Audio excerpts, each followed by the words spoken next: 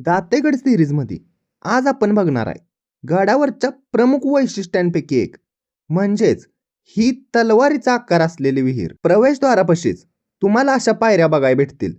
त्या हळूच उतरायच्या आणि खालच्या दिशेने जायचं। पायऱ्या उतरून खाली आलो की डाव्या बाजूलाच आपल्याला भगवान शिवशंकर यांचं मंदिर बघायला भेटतं आणि शिवजयंतीला सर्व शिवभक्त हितूनच ज्योत प्रज्वलित करतात। मित्रांनो, इथं योग्य प्रमाणात पाणी आणि इथल्या ज्या पायऱ्या आहेत त्यांचा आकार वेगळा वेगळा आहे। उजव्या बाजूच्या पायऱ्या ह्या थोड्या लहान तर डाव्या बाजूच्या जरा मोठ्या। आश्चर्यकारक गोष्ट म्हणजे हे सर्व काम मानव निर्मित आहे। तलवारीची विहीर बघून झाली, आता मी निघालोय खंजीर दरवाजा बघण्यासाठी। ह्या ठिकाणाच्या सुरुवातीलाच तुम्हाला पायऱ्या बघायला भेटतील।